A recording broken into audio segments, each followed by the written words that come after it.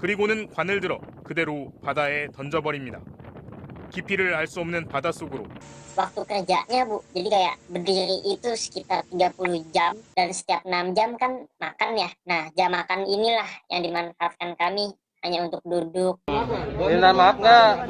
Oh, gimana sebutin? Minta maaf sekali kepada Transpuan, terutama pada seluruh rakyat Indonesia, terutama rakyat Kota Bandung. Transpuan yang telah saya prank dengan ngasih sembako isi sampah. Saya sangat menyesal atas kelakuan saya. Memang kami kemarin sekitar hari Rabu jam 5 sore itu telah mengamankan seorang pria bernama Roy Kurniawan alias Roy Koyesi. Hai guys, aku Vira Viora dan selamat datang di Kornet, Kepo di Internet.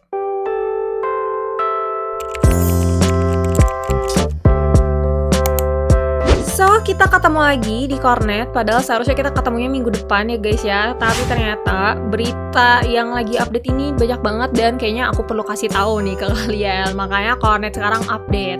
Tapi sebelum masuk ke video seperti biasa, jangan lupa untuk like dulu video ini dan subscribe bagi yang belum subscribe biar gak ketinggalan updatean terbaru dari aku. Oke, jadi ini berita pertama. Ini agak berat ya guys ya, karena ini tentang pelanggaran HAM. Jadi awalnya berita ini viral di media pemberitaan Korea Selatan. Tapi ada seorang YouTuber bernama Korea Remit, dia ini menerjemahin sama ngejelasin di konten YouTube-nya tentang berita tersebut. Jadi di video berita tersebut memperlihatkan ada jenazah yang dibuang ke laut. Nah, jenazah yang dibuang ke laut ini adalah ABK asal Indonesia yang bernama Ari berusia 24 tahun. Nah, dia ini udah bekerja lebih dari 1 tahun di kapal tersebut. Tapi sebelumnya ada 2 WNI juga yang sudah meninggal, yakni almarhum Alpaka umur 19 tahun dan Sepri umur 24 tahun. Menurut berita, katanya jenazahnya sih harus dikremasi dan diberikan kepada keluarganya kalau misalnya udah pulang. Tapi ternyata jenazahnya itu dibuang ke laut. Stasiun televisi Korea yaitu MBC mendapatkan informasi ini kebetulan karena kapal tersebut lagi menepi di daerah Busan, makanya mereka tuh bisa mendapatkan berita tersebut. Dan juga dijelaskan bahwa beberapa ABK Indonesia di kapal tersebut meminta bantuan dari pemerintah Korea Selatan dan MBC.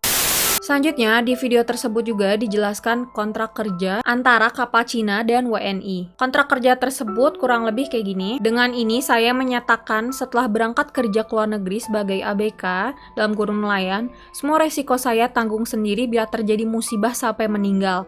Maka jenazah saya akan dikremasikan di tempat di mana kapal menyandar dengan catatan abu jenazah dipulangkan ke Indonesia. Untuk itu akan diasuransikan terlebih dulu dengan uang pertanggungan sebesar US dollar 10.000 atau 150 juta yang akan diserahkan ke ahli waris. Surat pernyataan ini sudah ada persetujuan dari orang tua saya dan tidak akan membawa masalah kepolisian atau hukum Indonesia. Demikian surat pernyataan saya buat dalam kondisi sehat tanpa pemaksaan apapun. Setelah aku baca kontraknya, jujur aku speechless. Ini kayak kita kerja gitu ya, kerja mungkin itu lumayan berat dan harga nyawa kita dihargain cuman 150 juta. Mungkin menurut mereka itu harga yang besar banget, cuman kayak dengan resiko beban tanggungan kerja mereka dan dibayar seperti itu, udah speechless guys. Di video juga ditunjukkan kesaksian dari ABK yang berhasil diwawancarai oleh MBC. Jadi mereka ini bersaksi, katanya jam kerjanya mereka itu 18 jam dan mereka boleh istirahat selama 6 jam ketika udah kerja selama 30 jam. Jadi kayak kerjanya lebih lama daripada waktu istirahatnya. Itu udah eksploitasi kerja banget menurut aku. Waktu kerjanya Bu, jadi kayak berdiri itu sekitar 30 jam dan setiap 6 jam kan makan ya. Nah, jam makan inilah yang dimanfaatkan kami hanya untuk duduk.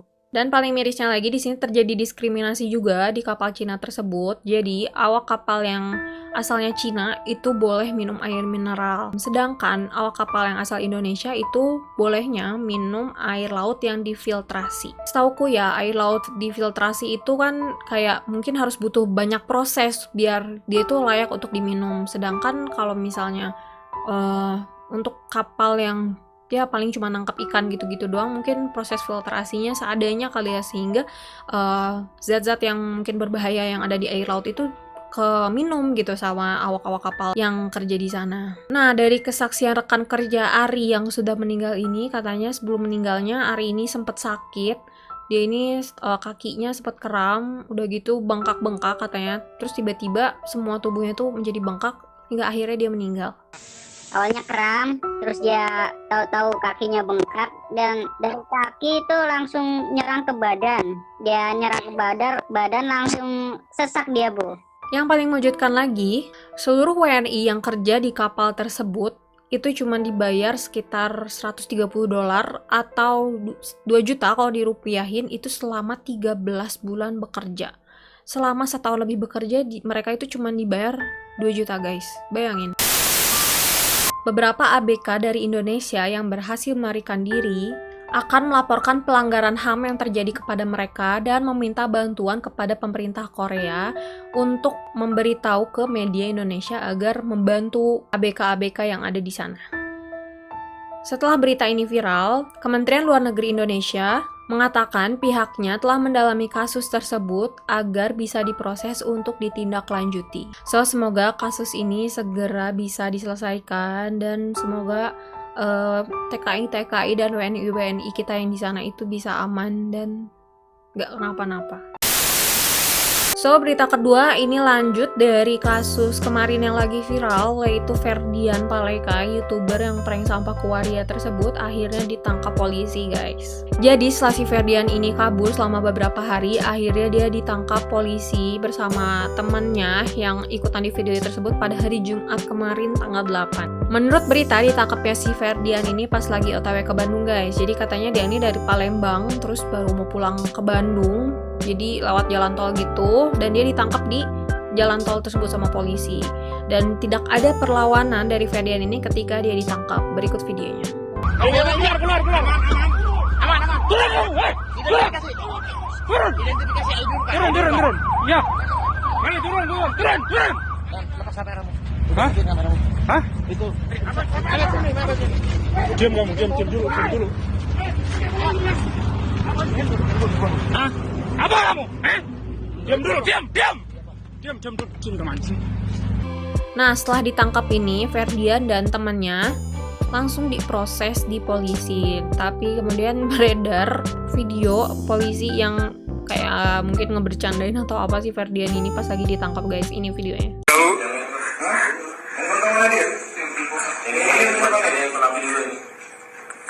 Kamu benar lagi bebas, tapi bohong gitu ya, tapi bohong. Itu kayaknya suara si polisinya puas banget sih ya, kayak yang iya bener-bener puas gitu, kayak tapi bohong. Iya ya, aku juga sebenarnya kayak mungkin ada lega juga sih akhirnya dia ketangkap. Dan netizen juga kayaknya mungkin bersukaria kali ya ketika tahu si Ferdian ini ditangkap. Lanjut, jadi Ferdian sama temennya ini akhirnya ketangkap polisi, kan sudah diproses dan sudah ditetapkan sebagai tersangka. Akhirnya mereka ini ditampilkan ke publik untuk disuruh minta maaf guys. Tapi ini ada penampilan yang berbeda saat ditampilkan ke publik karena mereka ini pakai baju baru guys, baju warna oranye alias baju tahanan penjara. Cie, baju baru nih. Minta maaf nggak? Oh, gimana sebutin? Minta maaf sekali kepada Transpuan, terutama. Jangan nangis, Pak. Jangan nangis. Bohong ya. Pada seluruh rakyat Indonesia, terutama rakyat Kota Bandung dan Transpuan yang telah saya prank dengan mengasih sembako isi sampah. Saya sangat menyesal atas kelakuan saya. Nah, kabarnya Ferdian dan teman-temannya ini terancam 12 tahun penjara atau denda 12 miliar karena melanggar pasal 45 ayat 3 UU ITE. Waduh, kasihan banget ya guys, lebaran dia harus mendekam di penjara gitu ya, yang harusnya kita kumpul-kumpul sama keluarga, lah ini malah di penjara. Kasihan guys, tapi bohong. Iya. Lanjut ke berita ketiga, ini masih dari tentang public figure. Katanya nih Roy Kiyoshi ini ditangkap polisi karena kasus penyalahgunaan narkoba guys. Aduh, narkoba lagi. Jadi sebenarnya polisi ini sudah lama memantau gerak-geriknya Roy Kiyoshi kali ya. Dan tapi mungkin penerawangan indra keenam Roy Kiyoshi ini lagi meredup atau kurang, jadi dia tidak tahu menau gitu saat terjadi penggerebekan polisi tersebut. Saat penggeledahan, polisi menemukan barang bukti sekitar 21 pil jenis narkotika, dan dari hasil pemeriksaan tes urinnya Abang Roy ini katanya sih udah positif narkotika guys, atau positif benzo, itu sejenis narkotika gitu. Jadi Bang Roy Kiyoshi ini sudah pasti ditetapkan sebagai tersangka. Berikut videonya. Roy kita tahan, sudah selesai penandatanganan penahanan, kemudian dalam proses untuk lakukan pemeriksaan ada juga yang perlu dia tambahkan dalam pemeriksaan itu, karena pengakuannya bahwa Roy selama 1 tahun belakang, tahun 2019 itu dia selalu kontrol dokter. Nah, nanti juga dokter kita minta keterangan apakah benar. Oke, Bu, untuk penetapan status sendiri sudah ada belum, Bu? Ya, sudah. Status Roy sekarang Sebagai tersangka. Nah, setelah berita ini di-up, muncul lagi nih kekreatifan netizen untuk menyangkut pautkan kasus narkoba dengan Roy Kiyoshi. Jadi sebelumnya emang ada video ini Roy Kiyoshi menerawang apa yang akan terjadi di 2020 oleh artis-artis gitu, dan dia tuh memperingatkan kalau misalnya di tahun 2020 nanti bakal banyak artis yang ketangkep karena kasus narkoba. Ya, ini aja, lihat aja nih videonya guys. Selamat datang di tahun 2020.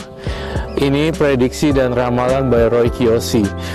Saya melihat public figure banyak tertangkap kasus narkoba yang tidak diduga-duga.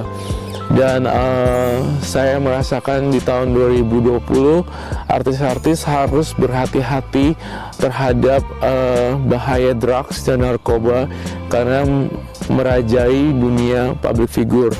Aduh, ada-ada aja berita kali ini. Nah, mungkin segitu aja berita dari Kornet episode kedua kali ini. Kalau misalnya kalian ada tanggapan atau ada saran, tulis aja di kolom komentar.